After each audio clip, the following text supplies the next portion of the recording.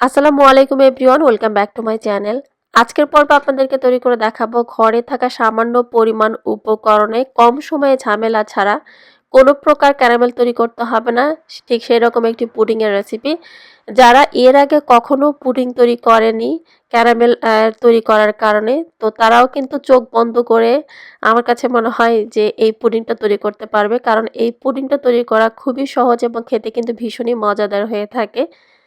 কারণ অনেক সময় দেখা যায় যে মিষ্টি জাতীয় খাবার বাচ্চারা খেতে বায়না ধরে, তো সব সময়ের জন্য কিন্তু মিষ্টি জাতীয় খাবার বাসায় থাকেও না এবং তৈরি করতেও কিন্তু অনেক সময় লাগে, সময়ের ব্যাপার। যাই হোক, এখন এই পুডিংয়ের জন্য প্রথমেই একটা মিক্সিং বোলের ভেতরে হাফ কাপ পরিমাণে পানি নিয়ে নিয়েছি।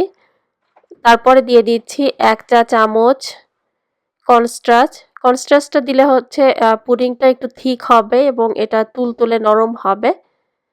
তো কর্নস্টার্চটা দিয়ে দেওয়ার পর খুব ভালোভাবে এটাকে একটু মিশিয়ে নিতে হবে।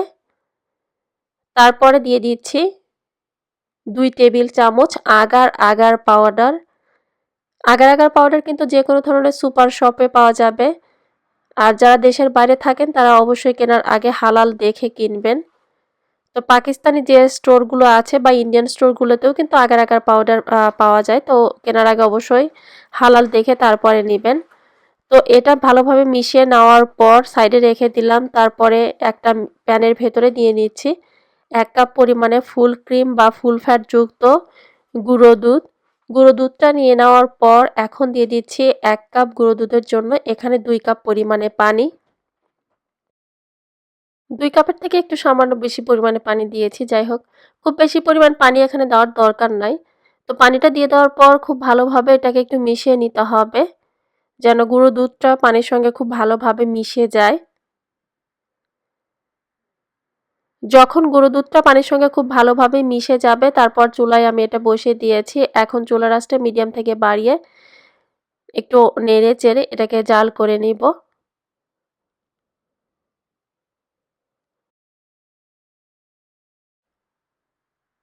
প্রায় 4 থেকে 5 মিনিট চুলার আঁচটা মিডিয়াম থেকে হাইয়ে করে এটাকে আমি জাল করে নিয়েছি। তো তরল দুধটা খুব ভালোভাবে গরম হয়ে গিয়েছে এবং এটা অনেকটা ঘন হতে শুরু করেছে।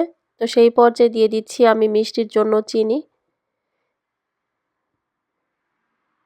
এখানে হাফ কাপের থেকে একটু বেশি পরিমাণে আমি চিনি দিয়েছি। আপনি চাইলে এখানে হাফ কাপ চিনিও কিন্তু দিতে পারেন, খুব বেশি পরিমাণ চিনির দরকার নাই। তবে সম্পূর্ণ চিনিটা আমি একেবারে না দিয়ে অল্প অল্প করে দিয়ে এটাকে একটু টেস্ট করে দেখে তারপরে আমি চিনিটা এখানে অ্যাড করছি। তো চিনিটা দিয়ে দেওয়ার পর এটা যেহেতু একটু পাতলা হয়ে যাবে, সেই জন্য চুলার আঁচটা বাড়িয়ে আরও একটু সময় নিয়ে এটাকে আমি অনবরত নেড়ে চেড়ে জাল করে নিচ্ছি।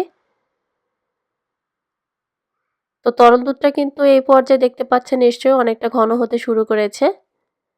তো একটা হ্যান্ড হুইস্কের সাহায্যে এটাকে এক হাত দিয়ে আমি মিশিয়ে নিব এবং অপর হাত দিয়ে যে কর্নস্টার্চ এবং আগার আগার পাউডার মিশিয়ে রেখেছিলাম তার সম্পূর্ণটা আমি এখানে দিয়ে নিলাম।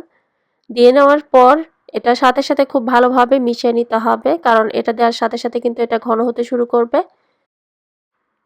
পুডিং থেকে যেন খুব সুন্দর একটা স্মেল পাওয়া যায়, সেই জন্য এখানে সামান্য পরিমাণে হাফ চা চামচের মতো দিয়ে দিলাম ভ্যানিলা এসেন্স।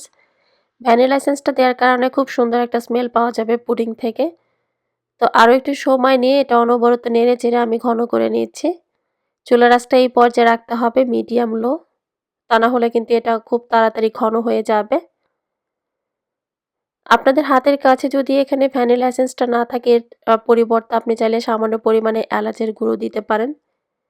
এলাচের গুঁড়ো থেকেও কিন্তু খুব সুন্দর একটা স্মেল পাওয়া যাবে পুডিং থেকে। তো আরও একটু সময় নিয়ে এটাকে আমি একটু রান্না করে নিলাম।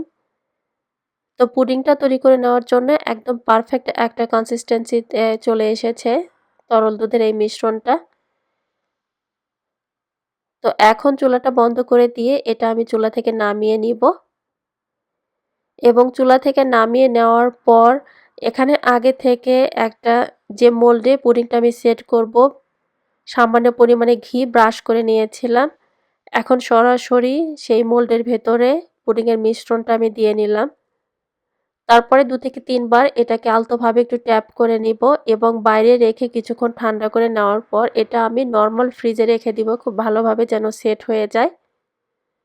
তো যখন দেখবেন যে নর্মাল ফ্রিজে রাখার পর এটা ভালোভাবে সেট হয়ে গিয়েছে, তো সেই পর্যায়ে এটা আমি নর্মাল ফ্রিজ থেকে বের করে নিয়েছি। তো সাইড থেকে এটা একটু আলতোভাবে চেপে এটা মোল্ড থেকে ছাড়িয়ে নিচ্ছি।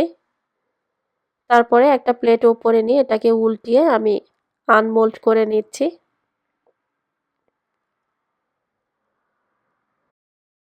পুডিংটা কিন্তু খুব ভালোভাবে সেট হয়ে গিয়েছে।